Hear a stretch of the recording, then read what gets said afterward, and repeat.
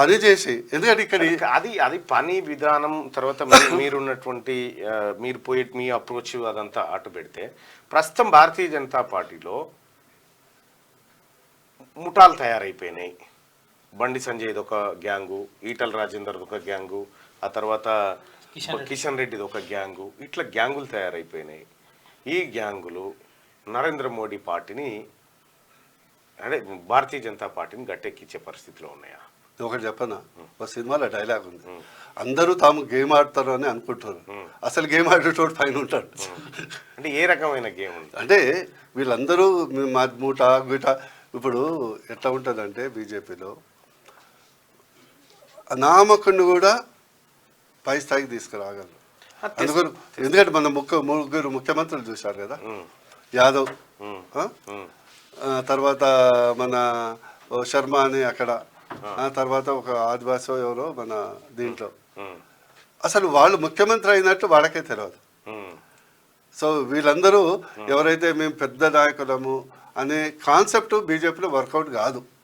బీజేపీలో పార్టీ లైన్లో పోవటమే వర్కౌట్ అవుతుంది. అయితే ఇప్పుడు అది కాకుండా ఇప్పుడు కేసీఆర్ చేస్తున్నటువంటి వ్యవహారాలు చూస్తూ ఉంటే కొద్దిగా భారతీయ జనతా పార్టీని ఎట్లా గెలిపించాలనే ప్రయత్నం భాగంగా ఒక విషయం, ఇక్కడ మల్కాజ్గిరిలో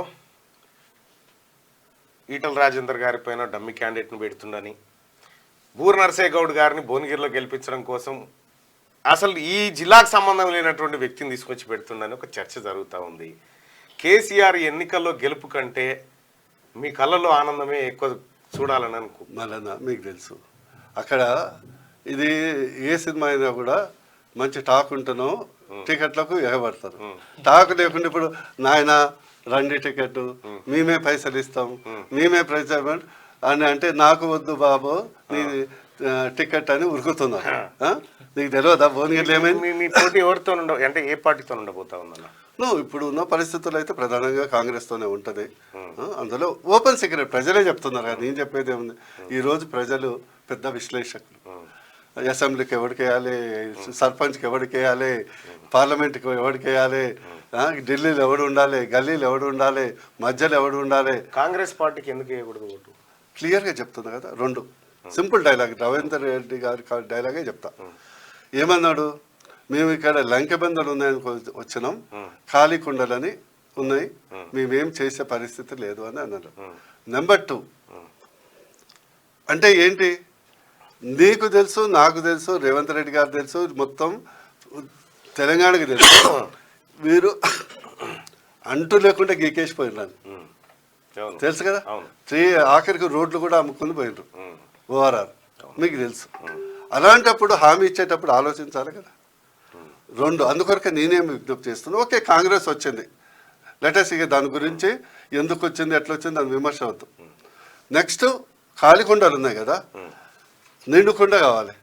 ఇదేమో పలికిపోయిన కుండేనా, అది కంప్లీట్. ఈ క్వశ్చన్ నేను ఒక అనుబంధ క్వశ్చన్ వేసిన తర్వాత మీరు ముందుకెళ్ళండి. ఇప్పుడు కాంగ్రెస్ ప్రభుత్వం వచ్చింది కాబట్టి అవి ఖాళీ కుండలా ఏ కుండలు అనేది బయటకు వచ్చింది. లేకపోతే అది ఆ కుండలో ఏముందన్న సంగతి కేంద్రంలో అధికారంలో ఉన్న మీరు చెప్పలేదు, కేసీఆర్ చెప్పలేదు. అయ్యో మళ్ళా మనం ఇది నిజంగా ఎలక్షన్ ముందర ప్రతిరోజు నువ్వు నేను అందరం 5 లక్షల కోట్ల 6 లక్షల కోట్ల కోకపూట భూములు అమ్మినాం, ఓఆర్ఆర్ అమ్మినాం, జీతాలకే డబ్బు లేవు, 15 రోజులకు ఇస్తున్నాం, 30 రోజులకు ఇస్తున్నాం. ఆ సమక్ష శీఘ్ర ఈ అనుబంధ ఎంప్లాయీస్ 3 నెలలు 4 నెలలు ఇవ్వట్లేదని మరి కోడే కూర్చోమా లేదా?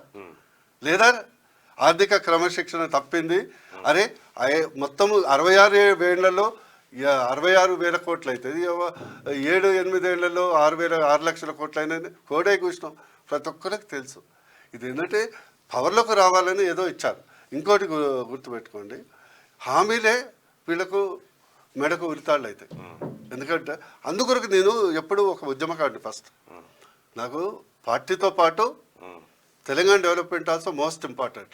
నేను పార్టీలో జాయిన్ అయినప్పుడు డాట్స్ ఆఫ్ కాన్సే కంటెస్ట్ కడితే అన్నారు ఎవరు, మోడీ గారు, సారీ నడ్డా గారు.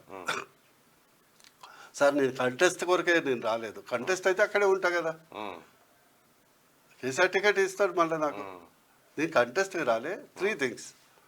ఒకటి, మా యొక్క పార్టీలో మేనిఫెస్టోలో అన్ని వర్గాలకు, బహుజన వర్గాలకు పెద్దపీట వేయాలి, నెంబర్ 1. నెంబర్ 2 అందరికీ సమానంగా మీరు చూడాలి. నెంబర్ 3 మోస్ట్ ఇంపార్టెంట్, మీ గుజరాత్ని ఎట్లా చూస్తున్నారో దానికంటే అధికంగా తెలంగాణకు నిధులు ఇవ్వాలి. మీరు అడగండి, 3 పాయింట్స్ అడిగిన, మీరు ఎక్కడ కంటెస్ట్ చేయమంటే అక్కడ కంటెస్ట్ చేస్తారు.